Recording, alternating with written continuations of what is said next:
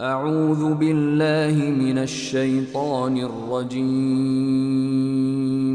بسم الله الرحمن الرحيم. يا أيها الناس اتقوا ربكم الذي خلقكم من نفس واحدة وخلق منها زوجها وبث منهما رجالا كثيرا ونساء، واتقوا الله الذي تساءلون به والأرحام، إن الله كان عليكم رقيبا. وآتوا اليتامى أموالهم ولا تتبدلوا الخبيث بالطيب، ولا تأكلوا أموالهم إلى أموالكم، إنه كان حوبا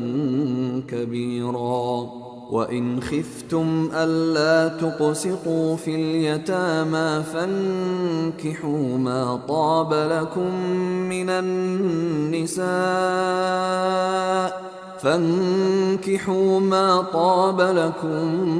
من النساء مثنى وثلاث ورباع، فإن خفتم ألا تعدلوا فواحدة أو ما ملكت أيمانكم، ذلك أدنى ألا تعولوا. وآتوا النساء صدقاتهن نحلة، فإن طبن لكم عن شيء منه نفسا فكلوه هنيئا مريئا. ولا تؤتوا السفهاء أموالكم التي جعل الله لكم قياما وارزقوهم فيها واكسوهم وقولوا لهم قولا معروفا. وابتلوا اليتامى حتى إذا بلغوا النكاح فإن آنستم منهم رشدا فادفعوا إليهم أموالهم، ولا تأكلوها إسرافا وبدارا أن يكبروا. ومن كان غنيا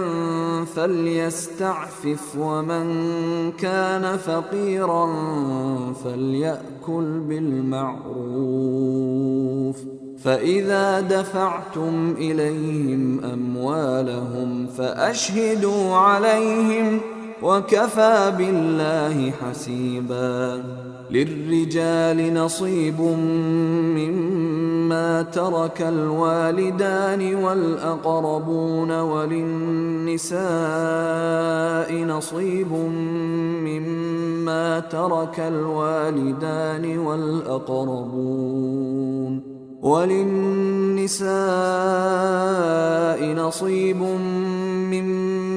ترك الوالدان والأقربون مما قل منه أو كثر، نصيبا مفروضا. وإذا حضر القسمة أولو القربى واليتامى والمساكين فارزقوهم منه وقولوا لهم قولا معروفا. وليخشى الذين لو تركوا من خلفهم ذرية ضعافا خافوا عليهم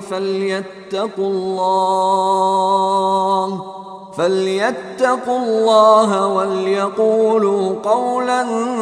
سديدا. إن الذين يأكلون أموال اليتامى ظلما إنما يأكلون في بطونهم نارا، إنما يأكلون في بطونهم نارا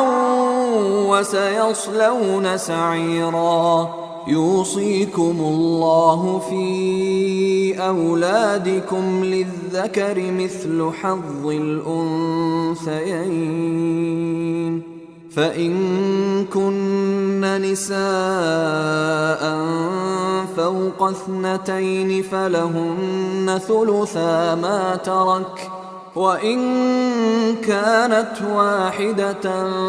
فلها النصف، ولأبويه لكل واحد منهما السدس مما ترك إن كان له ولد، فإن لم يكن له ولد وورثه أبواه فلأمه الثلث، فإن كان له إخوة فلأمه السدس من بعد وصية يوصي بها أو دين. آباؤكم وأبناؤكم لا تدرون أيهم أقرب لكم نفعا، فريضة من الله، إن الله كان عليما حكيما. ولكم نصف ما ترك أزواجكم إن لم يكن لهن ولد، فإن كان لهن ولد فلكم الربع مما تركن من بعد وصية يوصين بها أو دين، ولهن الربع مما تركتم إن لم يكن لكم ولد، فإن كان لكم ولد فلهن الثمن مما تركتم من بعد وصية توصون بها أو دين. وإن كان رجل يورث كلالة أو امرأة وله أخ أو أخت فلكل واحد منهما السدس، فإن كانوا أكثر من ذلك فهم شركاء في الثلث من بعد وصية يوصى بها أو دين غير مضار، وصية من الله، والله عليم حليم. تلك حدود الله، ومن يطع الله ورسوله يدخله جنات تجري من تحتها الأنهار خالدين فيها، وذلك الفوز العظيم. ومن يعص الله ورسوله ويتعد حدوده يدخله نارا خالدا فيها وله عذاب مهين. واللاتي يأتين الفاحشة من نسائكم فاستشهدوا عليهن 4 منكم، فإن شهدوا فأمسكوهن في البيوت حتى يتوفاهن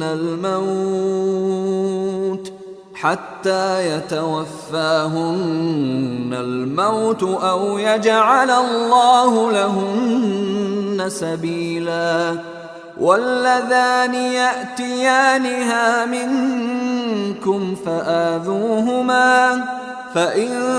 تابا وأصلحا فأعرضوا عنهما، إن الله كان توابا رحيما. إنما التوبة على الله للذين يعملون السوء بجهالة ثم يتوبون من قريب فأولئك يتوب الله عليهم وكان الله عليما حكيما. وليست التوبة للذين يعملون السيئات حتى إذا حضر أحدهم الموت قال إني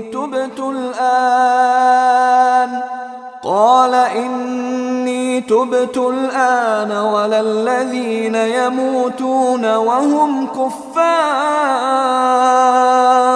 أولئك أعتدنا لهم عذابا أليما. يا أيها الذين آمنوا لا يحل لكم أن ترثوا النساء كرها ولا تعضلوهن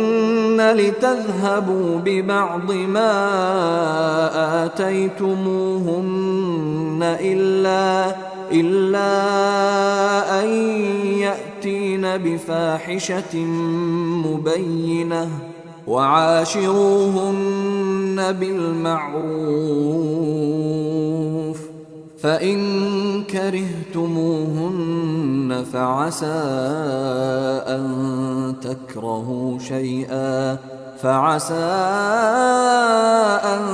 تكرهوا شيئا ويجعل الله فيه خيرا كثيرا. وإن أردتم استبدال زوج مكان زوج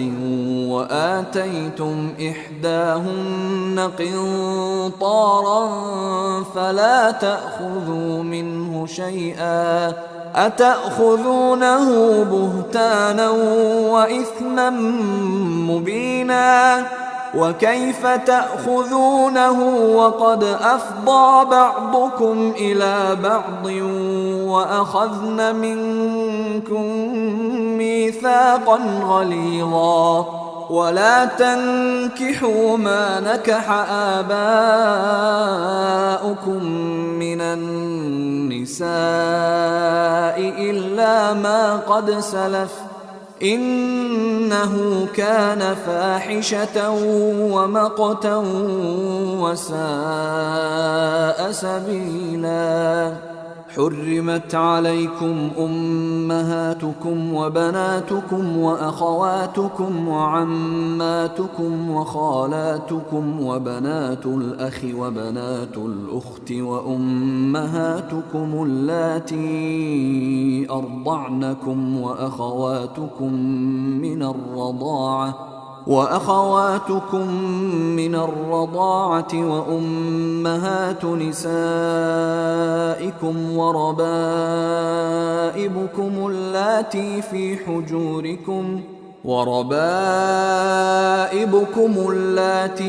حجوركم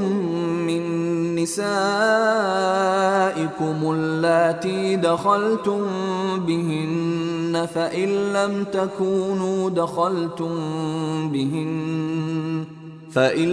تكونوا دخلتم بهن فلا جناح عليكم. وحلائل أبنائكم الذين من أصلابكم وأن تجمعوا بين الأختين إلا ما قد سلف إن الله كان غفورا رحيما. والمحصنات من النساء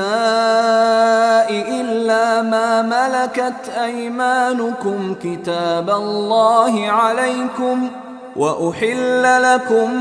ما وراء ذلكم أن تبتغوا بأموالكم محصنين غير مسافحين فما استمتعتم به منهن فآتوهن أجورهن فريضة ولا جناح عليكم فيما تراضيتم به من بعد الفريضة إن الله كان عليما حكيما ومن لم يستطع منكم طولا أن ينكح المحصنات المؤمنات فمما ملكت أيمانكم من فتياتكم المؤمنات والله أعلم بإيمانكم بعضكم من بعض فانكحوهن بإذن أهلهن وآتوهن أجورهن بالمعروف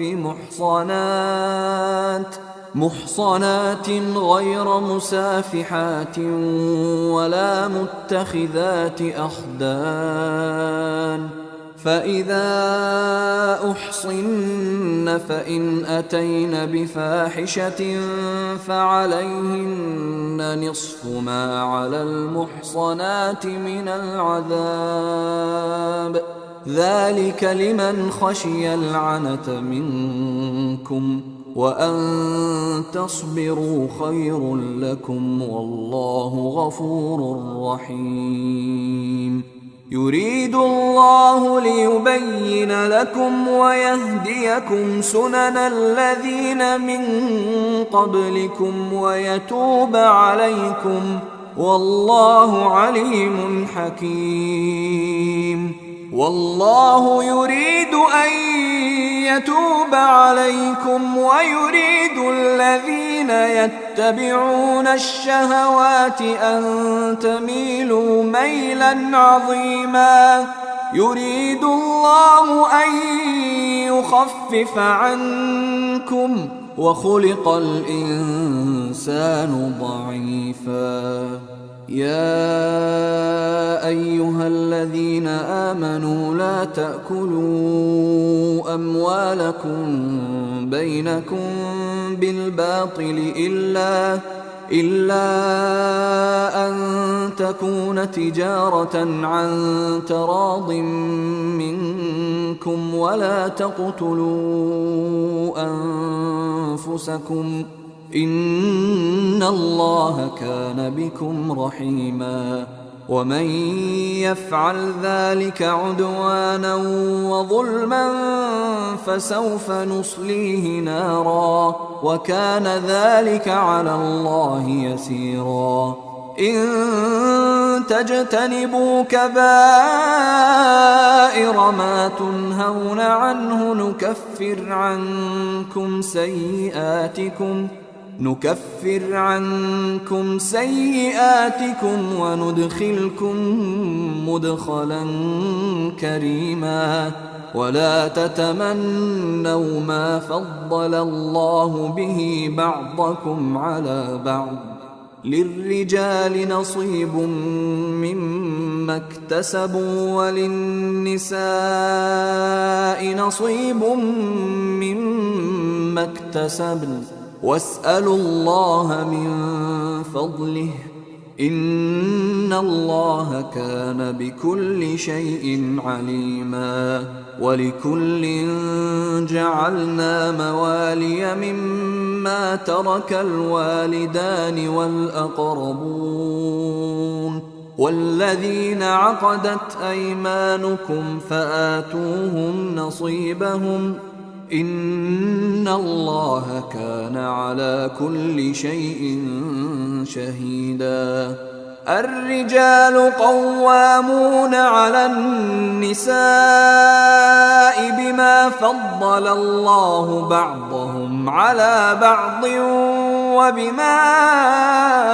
أنفقوا من أموالهم فالصالحات قانتات حافظات للغيب بما حفظ الله واللاتي تخافون نشوزهن فعظوهن واهجروهن في المضاجع واضربوهن فإن أطعنكم فلا تبغوا عليهن سبيلا إن الله كان عليا كبيرا وإن خفتم شقاق بينهما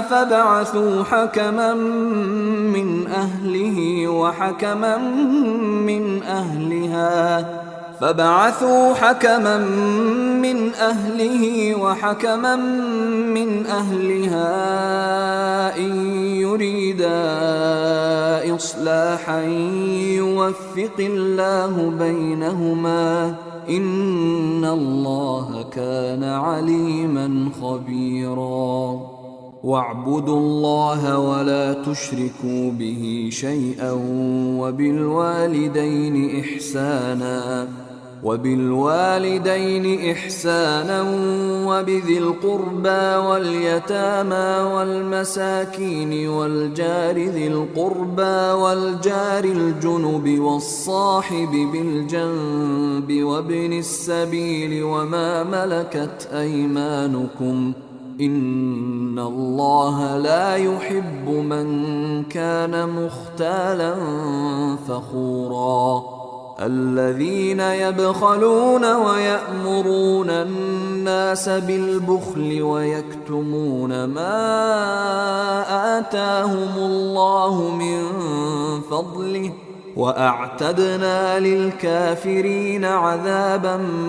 مهينا والذين ينفقون أموالهم رئاء الناس ولا يؤمنون بالله ولا باليوم الآخر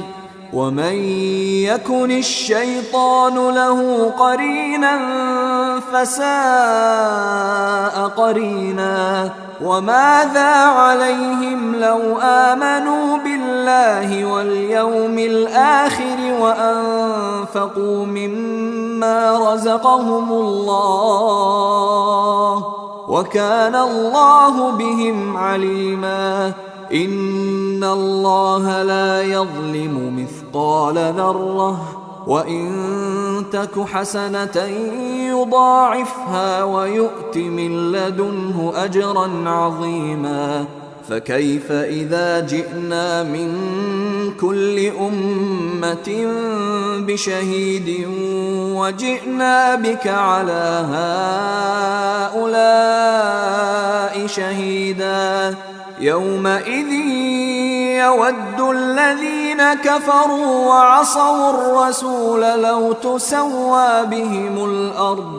لو تسوى بهم الأرض ولا يكتمون الله حديثا يا أيها الذين آمنوا لا تقربوا الصلاة وأنتم سكارى حتى تعلموا ما تقولون ولا جنبا إلا عابري سبيل حتى تغتسلوا وإن كنتم مرضى أو على سفر أو جاء أحد منكم من الغائط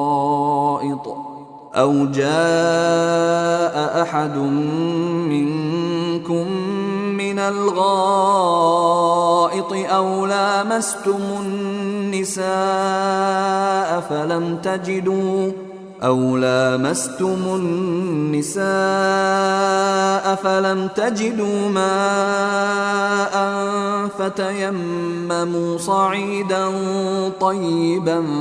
فامسحوا بوجوهكم وأيديكم إن الله كان عفوا غفورا ألم تر إلى الذين أوتوا نصيبا من الكتاب يشترون الضلالة ويريدون أن تضلوا السبيل والله أعلم بأعدائكم وكفى بالله وليا وكفى بالله نصيرا من الذين هادوا يحرفون الكلم عن مواضعه ويقولون سمعنا وعصينا واسمع غير مسمع وراعنا ليا بألسنتهم وطعنا في الدين ولو أنهم قالوا سمعنا وأطعنا واسمع وانظرنا لكان خيرا لهم وأقوم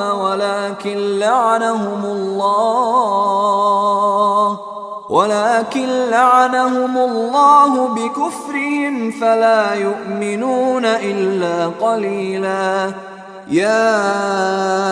أيها الذين أوتوا الكتاب آمنوا بما نزلنا مصدقا لما معكم من قبل أن نطمس وجوها فنردها على أدبارها أو نلعنهم كما لعنا أصحاب السبت وكان أمر الله مفعولا. إن الله لا يغفر أن يشرك به ويغفر ما دون ذلك لمن يشاء ومن يشرك بالله فقد افترى إثما عظيما. ألم تر إلى الذين يزكون أنفسهم بل الله يزكي من يشاء ولا يظلمون فتيلا. انظر كيف يفترون على الله الكذب وكفى به إثما مبينا. ألم تر إلى الذين أوتوا نصيبا من الكتاب يؤمنون بالجبت والطاغوت ويقولون للذين كفروا هؤلاء أهدى من الذين آمنوا سبيلا. أولئك الذين لعنهم الله ومن يلعن الله فلن تجد له نصيرا. أم لهم نصيب من الملك فإذا لا يؤتون الناس نقيرا. أم يحسدون الناس على ما آتاهم الله من فضله فقد آتينا آل إبراهيم الكتاب والحكمة وآتيناهم ملكا عظيما. فمنهم من آمن به ومنهم من صد عنه وكفى بجهنم سعيرا. إن الذين كفروا بآياتنا سوف نصليهم نارا كلما نضجت جلودهم بدلناهم جلودا غيرها ليذوقوا العذاب إن الله كان عزيزا حكيما. والذين آمنوا وعملوا الصالحات سندخلهم جنات تجري من تحتها الأنهار خالدين فيها أبدا لهم فيها أزواج مطهرة وندخلهم ظلا ظليلا. إن الله يأمركم أن تؤدوا الأمانات إلى أهلها وإذا حكمتم بين الناس أن تحكموا بالعدل إن الله نعما يعظكم به إن الله كان سميعا بصيرا. يا أيها الذين آمنوا أطيعوا الله وأطيعوا الرسول وأولي الأمر منكم فإن تنازعتم في شيء فردوه إلى الله والرسول إن كنتم تؤمنون بالله واليوم الآخر ذلك خير وأحسن تأويلا ألم تر إلى الذين يزعمون أنهم آمنوا بما أنزل إليك وما أنزل من قبلك يريدون أن يتحاكموا إلى الطاغوت وقد أمروا أن يكفروا به ويريد الشيطان أن يضلهم ضلالا بعيدا وإذا قيل لهم تعالوا إلى ما أنزل الله وإلى الرسول رأيت المنافقين يصدون عنك صدودا فكيف إذا أصابتهم مصيبة بما قدمت أيديهم ثم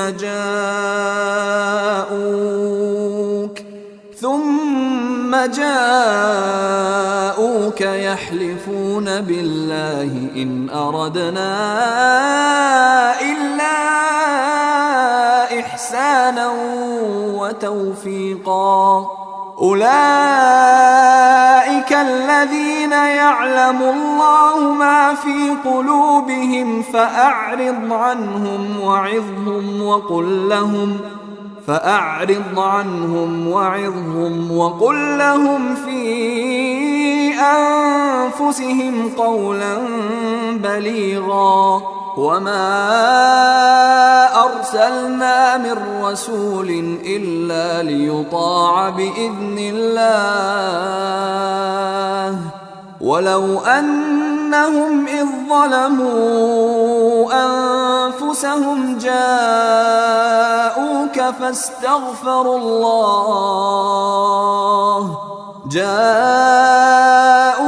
فاستغفروا الله واستغفر لهم الرسول لوجدوا الله توابا رحيما فلا وربك لا يؤمنون حتى يحكموك فيما شجر بينهم ثم لا يجدوا في أنفسهم حرجا مما قضيت ويسلموا تسليما ولو أنا كتبنا عليهم أن اقتلوا أنفسكم أو اخرجوا من دياركم ما فعلوه إلا قليل منهم ولو أنهم فعلوا ما يوعظون به لكان خيرا لهم وأشد تثبيتا وإذا لآتيناهم من لدنا أجرا عظيما ولهديناهم صراطا مستقيما ومن يطع الله والرسول فأولئك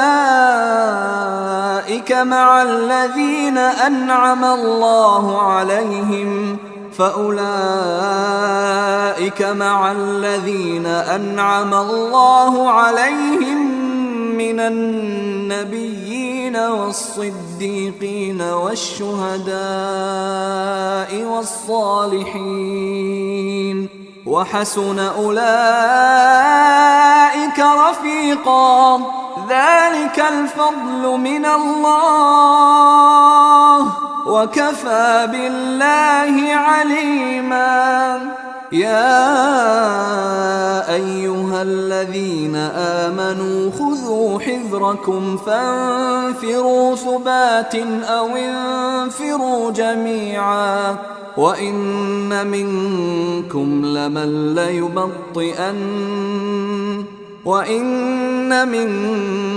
لمن ليبطئن فإن أصابتكم مصيبة قال قد أنعم الله علي إذ لم أكن معهم شهيدا ولئن أصابكم فضل من الله ليقولن كأن لم تكن بينكم وبينه مودة يا ليتني كنت معهم فأفوز فوزا عظيما فليقاتل في سبيل الله الذين يشرون الحياة الدنيا بالآخرة ومن يقاتل في سبيل الله فيقتل أو يغلب فسوف نؤتيه أجرا عظيما وما لكم لا تقاتلون في سبيل الله والمستضعفين من الرجال والنساء والولدان الذين يقولون ربنا أخرجنا من هذه القرية الظالم أهلها واجعل لنا من لدنك وليا واجعل لنا من لدنك نصيرا الذين آمنوا يقاتلون في سبيل الله والذين كفروا يقاتلون في سبيل الطاغوت فقاتلوا أولياء الشيطان إن كيد الشيطان كان ضعيفا ألم تر إلى الذين قيل لهم كفوا أيديكم وأقيموا الصلاة وآتوا الزكاة فلما كتب عليهم القتال إذا فريق منهم يخشون الناس كخشية الله أو أشد خشية وقالوا ربنا لم كتبت علينا القتال لولا أخرتنا إلى أجل قريب قل متاع الدنيا قليل والآخرة خير لمن اتقى ولا تظلمون فتيلا أينما تكونوا يدرككم الموت ولو كنتم في بروج مشيدة وإن تصبهم حسنة يقولوا هذه من عند الله وإن تصبهم سيئة يقولوا هذه من عندك قل كل من عند الله فما لهؤلاء القوم لا يكادون يفقهون حديثا ما أصابك من حسنة فمن الله وما أصابك من سيئة فمن نفسك وأرسلناك للناس رسولا وكفى بالله شهيدا من يطع الرسول فقد أطاع الله ومن تولى فما أرسلناك عليهم حفيظا ويقولون طاعة فإذا برزوا من عندك بيت طائفة منهم غير الذي تقول والله يكتب ما يبيتون فأعرض عنهم وتوكل على الله وكفى بالله وكيلا أفلا يتدبرون القرآن ولو كان من عند غير الله لوجدوا فيه اختلافا كثيرا وإذا جاءهم أمر من الأمن أو الخوف أذاعوا به ولو ردوه إلى الرسول وإلى أولي الأمر منهم لعلمه الذين يستنبطونه منهم ولولا فضل الله عليكم ورحمته لاتبعتم الشيطان إلا قليلا فقاتل في سبيل الله لا تكلف إلا نفسك وحرض المؤمنين عسى الله أن يكف بأس الذين كفروا والله أشد بأسا وأشد تنكيلا من يشفع شفاعة حسنة يكن له نصيب منها ومن يشفع شفاعة سيئة يكن له كفل منها وكان الله على كل شيء مقيتا وإذا حييتم بتحية فحيوا بأحسن منها أو ردوها إن الله كان على كل شيء حسيبا الله لا إله إلا هو ليجمعنكم إلى يوم القيامة لا ريب فيه ومن أصدق من الله حديثا فما لكم في المنافقين فئتين والله أركسهم بما كسبوا أتريدون أن تهدوا من أضل الله ومن يضلل الله فلن تجد له سبيلا ودوا لو تكفرون كما كفروا فتكونون سواء فلا تتخذوا منهم أولياء حتى يهاجروا في سبيل الله فإن تولوا فخذوهم واقتلوهم حيث وجدتموهم ولا تتخذوا منهم وليا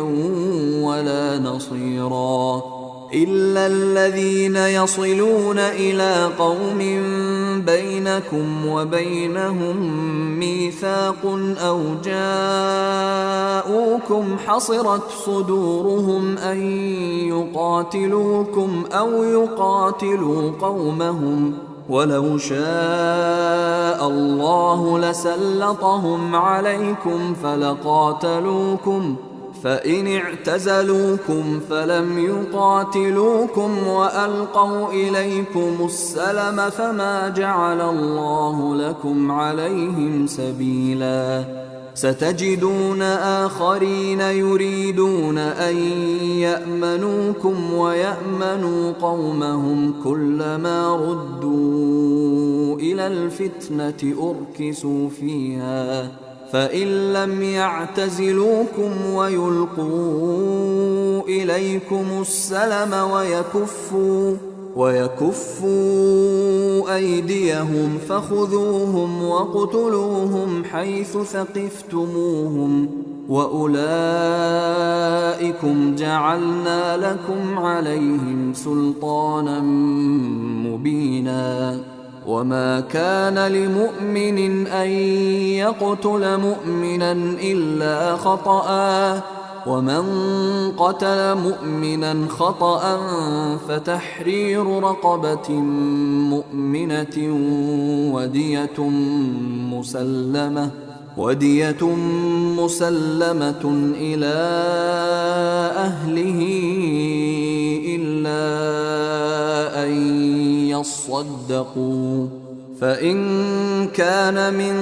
قوم عدو لكم وهو مؤمن فتحرير رقبة مؤمنة، وإن كان من قوم بينكم وبينهم ميثاق فدية مسلمة إلى أهله وتحرير رقبة مؤمنة، فمن لم يجد فصيام شهرين متتابعين توبة من الله، وكان الله عليما حكيما. ومن يقتل مؤمنا متعمدا فجزاؤه جهنم خالدا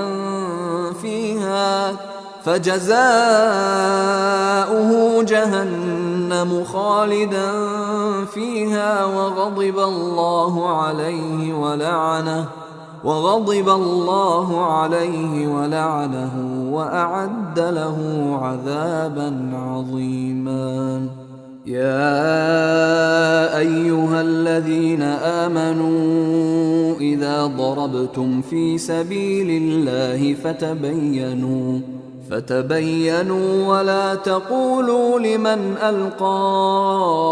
إليكم السلام لست مؤمنا تبتغون عرض الحياة الدنيا فعند الله مغانم كثيرة كذلك كنتم من قبل فمن الله عليكم فتبينوا إن الله كان بما تعملون خبيرا. لا يستوي القاعدون من المؤمنين غير أولي الضرر والمجاهدون في سبيل الله بأموالهم وأنفسهم،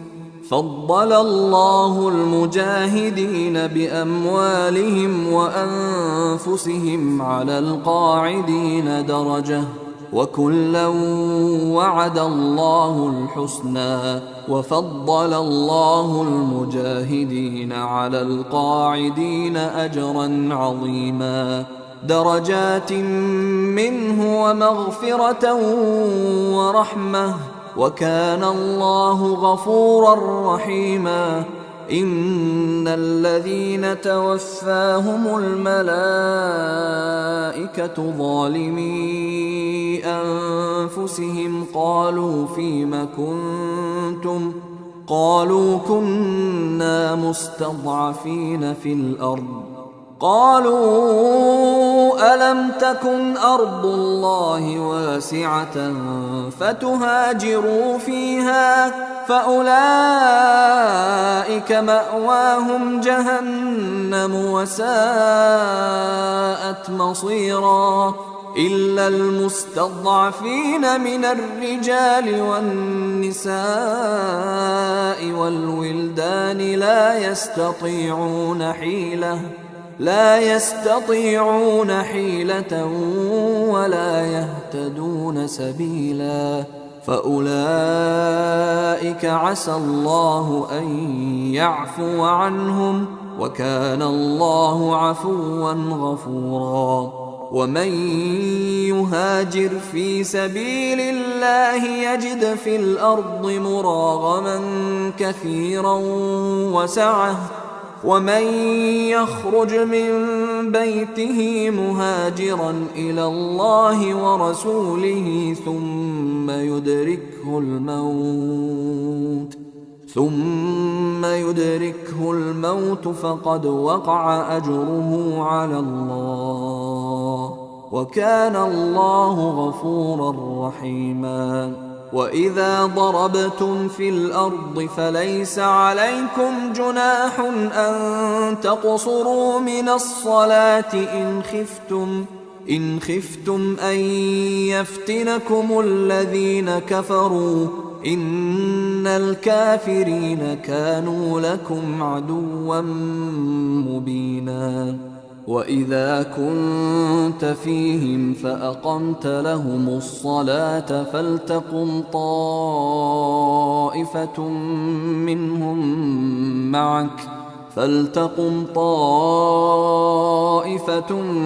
منهم معك وليأخذوا أسلحتهم فإذا سجدوا فليكونوا من ورائكم ولتأت طائفة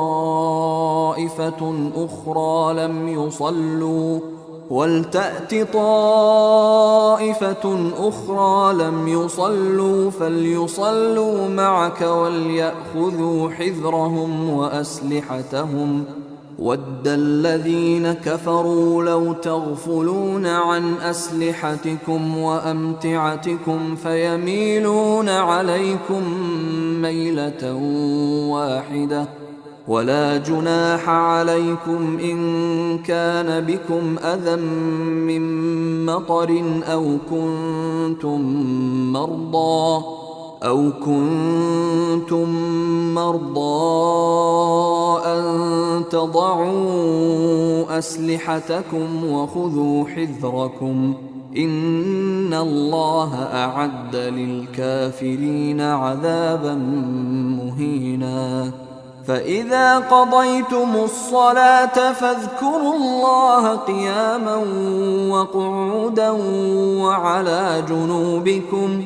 فإذا اطمأننتم فأقيموا الصلاة إن الصلاة كانت على المؤمنين كتابا موقوتا. ولا تهنوا في ابتغاء القوم إن تكونوا تألمون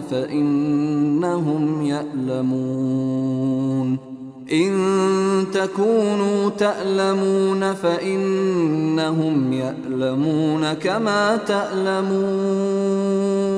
وترجون من الله ما لا يرجون وكان الله عليما حكيما. إنا أنزلنا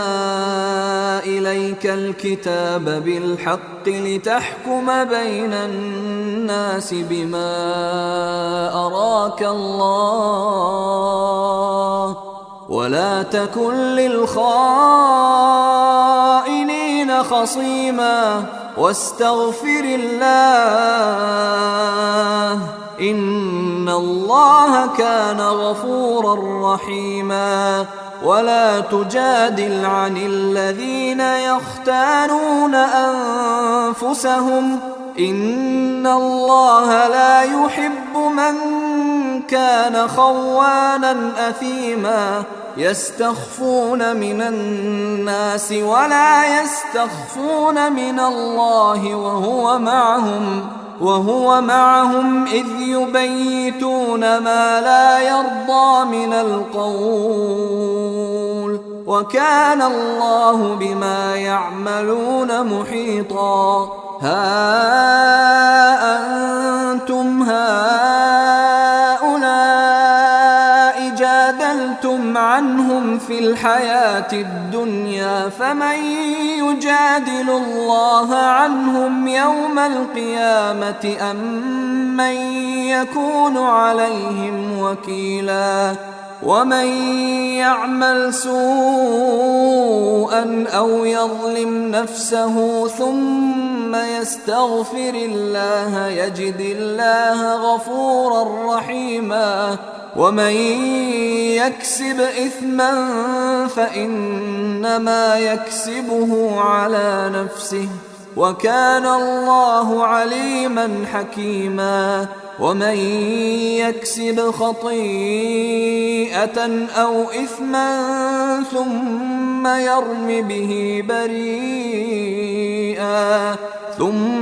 يرم به بريئا فقد احتمل بهتانا وإثما مبينا. ولولا فضل الله عليك ورحمته لهمت طائفة منهم أن يضلوك وما يضلون إلا أنفسهم وما يضرونك من شيء. وأنزل الله عليك الكتاب والحكمة وعلمك ما لم تكن تعلم وكان فضل الله عليك عظيما. لا خير في كثير من نجواهم إلا من أمر بصدقة أو معروف أو إصلاح بين الناس ومن يفعل ذلك ابتغاء مرضات الله فسوف نؤتيه أجرا عظيما. ومن يشاقق الرسول من بعد ما تبين له الهدى ويتبع غير سبيل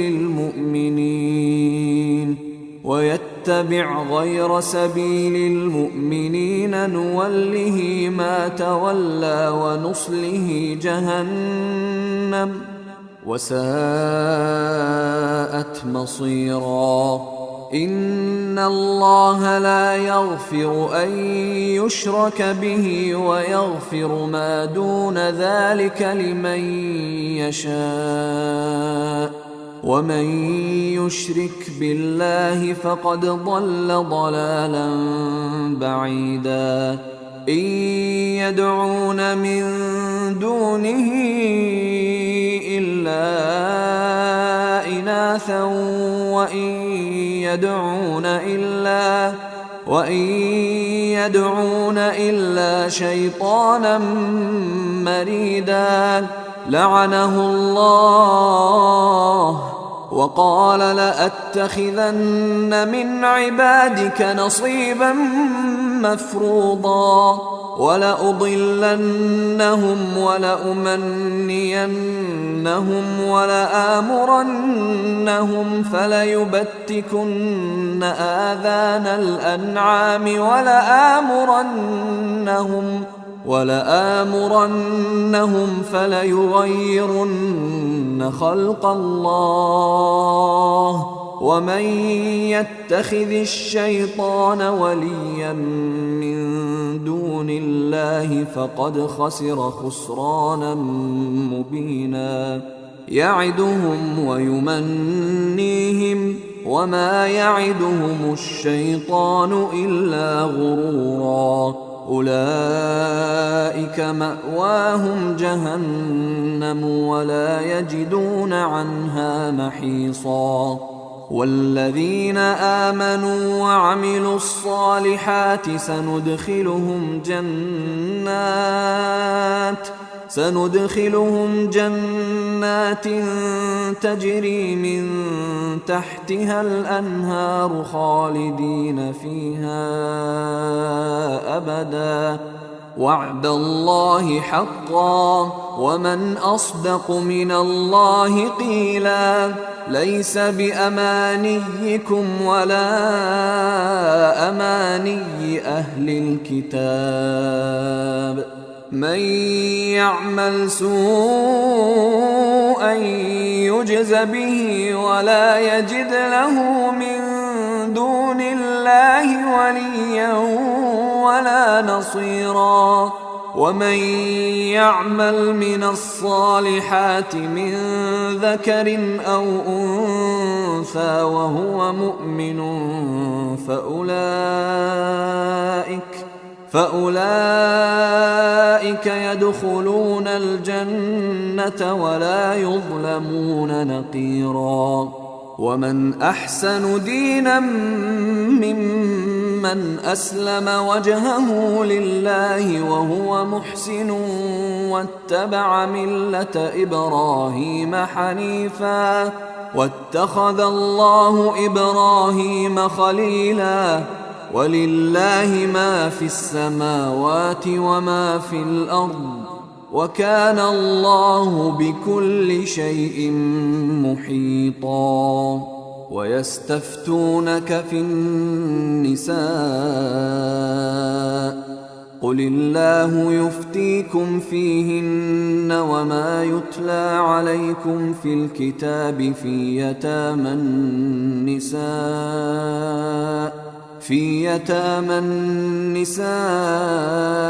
اللاتي لا تؤتونهن ما كتب لهن وترغبون أن تنكحوهن والمستضعفين من الولدان وأن تقوموا لليتامى بالقسط وما تفعلوا من خير فإن الله كان به عليما وإن امرأة خافت من بعلها نشوزا أو إعراضا فلا جناح عليهما أن يصلحا بينهما صلحا والصلح خير وأحضرت الأنفس الشح وإن تحسنوا وتتقوا فإن الله كان بما تعملون خبيرا ولن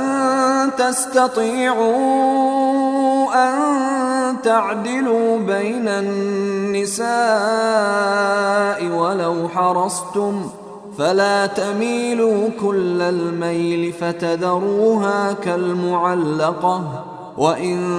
تصلحوا وتتقوا فإن الله كان غفورا رحيما وإن يتفرقا يغن الله كلا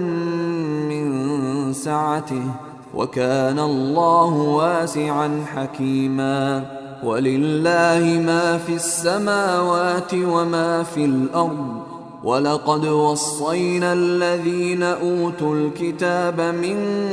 قبلكم وإياكم أن اتقوا الله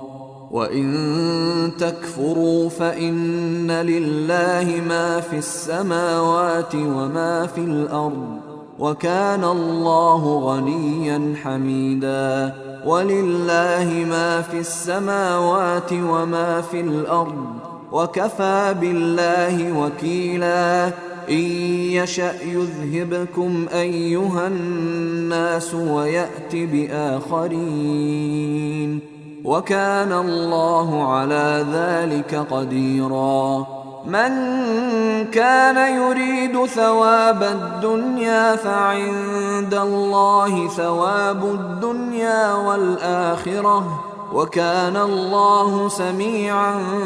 بصيرا يا أيها الذين آمنوا كونوا قوامين بالقسط شهداء لله ولو على أنفسكم أو الوالدين والأقربين إن يكن غنيا أو فقيرا فالله أولى بهما فلا تتبعوا الهوى أن تعدلوا وإن تلووا أو تعرضوا فإن الله كان بما تعملون خبيرا يا أيها الذين آمنوا بالله ورسوله والكتاب الذي نزل على رسوله والكتاب الذي أنزل من قبل ومن يكفر بالله وملائكته وكتبه ورسله واليوم الآخر فقد ضل ضلالا بعيدا. إن الذين آمنوا ثم كفروا ثم آمنوا ثم كفروا ثم ازدادوا كفرا لم يكن الله ليغفر لهم ولا ليهديهم سبيلا. بشر المنافقين بأن لهم عذابا أليما. الذين يتخذون الكافرين أولياء من دون المؤمنين أيبتغون عندهم العزة فإن العزة لله جميعا. وقد نزل عليكم في الكتاب أن إذا سمعتم آيات الله يكفر بها ويستهزأ بها فلا تقعدوا معهم حتى يخوضوا في حديث غيره إنكم إذا مثلهم. إن الله جامع المنافقين والكافرين في جهنم جميعا. الذين يتربصون بكم فإن كان لكم فتح من الله قالوا ألم نكن معكم وإن كان للكافرين نصيب قالوا ألم نستحوذ عليكم ونمنعكم من المؤمنين فالله يحكم بينكم يوم القيامة ولن يجعل الله للكافرين على المؤمنين سبيلا. إن المنافقين يخادعون الله وهو خادعهم وإذا قاموا إلى الصلاة قاموا كسالى يراءون الناس ولا يذكرون الله إلا قليلا. مذبذبين بين ذلك لا إله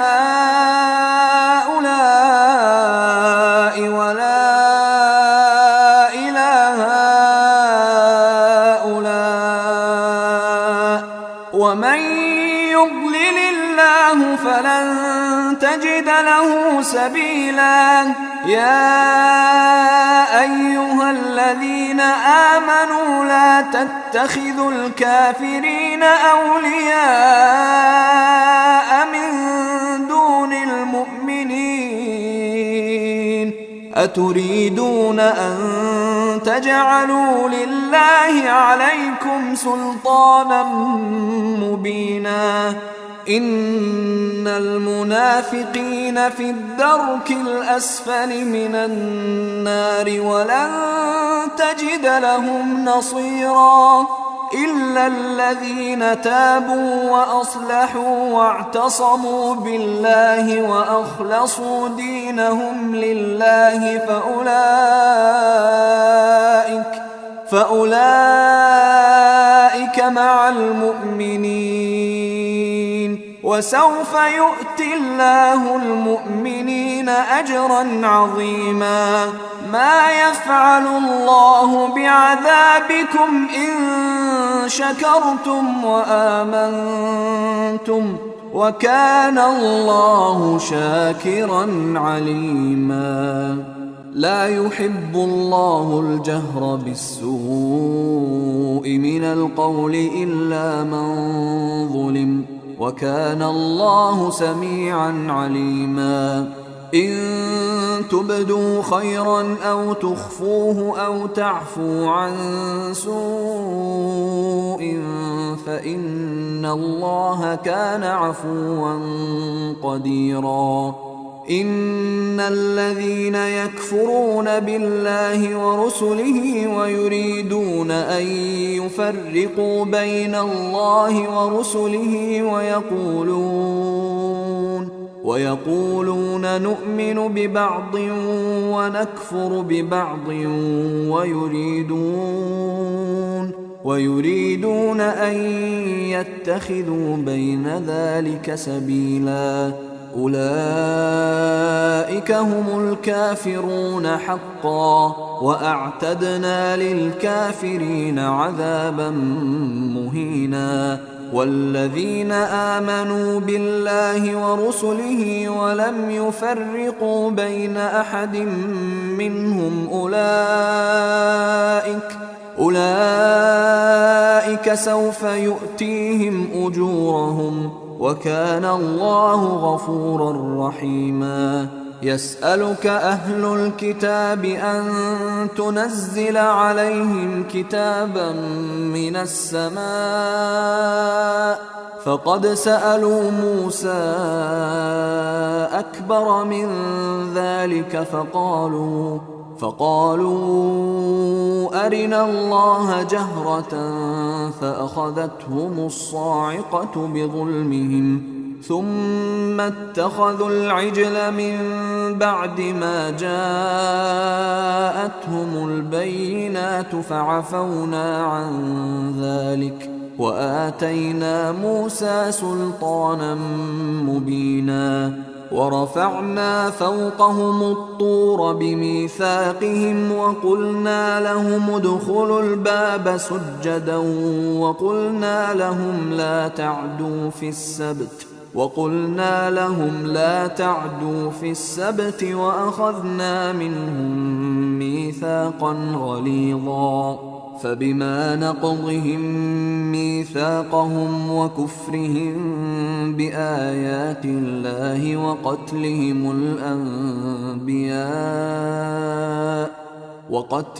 الأنبياء بغير حق وقولهم قلوبنا غلف بل طبع الله عليها بكفرهم فلا يؤمنون إلا قليلا وبكفرهم وقولهم على مريم بهتانا عظيما وقولهم إنا قتلنا المسيح عيسى ابن مريم رسول الله وما قتلوه وما صلبوه ولكن شبه لهم وإن الذين اختلفوا فيه لفي شك منه ما لهم به من علم إلا اتباع الظن وما قتلوه يقينا بل رفعه الله إليه وكان الله عزيزا حكيما وإن من أهل الكتاب إلا ليؤمنن به قبل موته ويوم القيامة يكون عليهم شهيدا فبظلم من الذين هادوا حرمنا عليهم طيبات أحلت لهم وبصدهم عن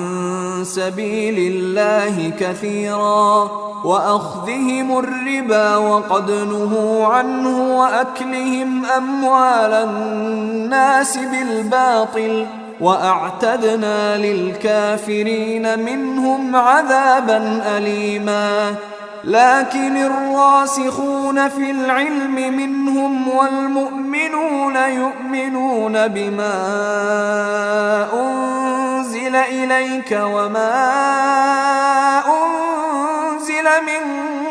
قبلك والمقيمين الصلاة والمؤتون الزكاة والمؤمنون بالله واليوم الآخر أولئك سنؤتيهم أجرا عظيما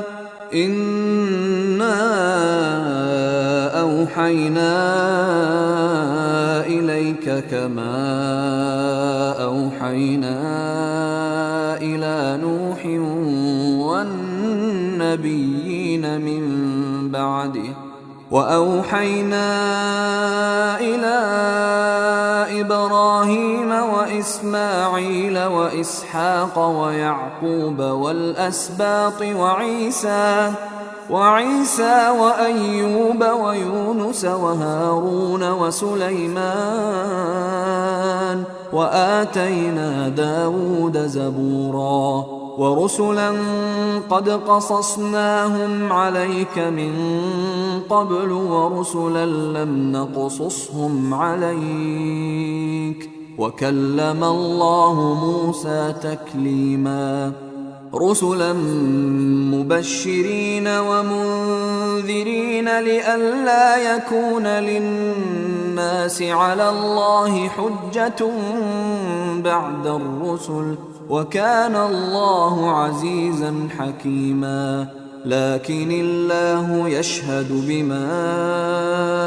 أنزل إليك أنزله بعلمه والملائكة يشهدون وكفى بالله شهيدا. إن الذين كفروا وصدوا عن سبيل الله قد ضلوا ضلالا بعيدا. إن الذين كفروا وظلموا لم يكن الله ليغفر لهم ولا ليهديهم طريقا إلا طريق جهنم خالدين فيها أبدا وكان ذلك على الله يسيرا. يا أيها الناس قد جاءكم الرسول بالحق من ربكم فآمنوا خيرا لكم وإن تكفروا فإن لله ما في السماوات والأرض وكان الله عليما حكيما. يا أهل الكتاب لا تغلوا في دينكم ولا تقولوا على الله إلا الحق إنما المسيح عيسى ابن مريم رسول الله وكلمته ألقاها إلى مريم وروح منه فآمنوا بالله ورسله ولا تقولوا ثلاثة انتهوا خيرا لكم إنما الله إله واحد سبحانه أن يكون له ولد له ما في السماوات وما في الأرض وكفى بالله وكيلا. لن يستنكف المسيح أن يكون عبدا لله ولا الملائكة المقربون ومن يستنكف عن عبادته ويستكبر فسيحشرهم إليه جميعا. فأما الذين آمنوا وعملوا الصالحات فيوفيهم أجورهم ويزيدهم من فضله وأما الذين استنكفوا واستكبروا فيعذبهم عذابا أليما ولا يجدون لهم من دون الله وليا ولا نصيرا. يا أيها الناس قد جاءكم برهان من ربكم وأنزلنا إليكم نورا مبينا. فأما الذين آمنوا بالله واعتصموا به فسيدخلهم في رحمة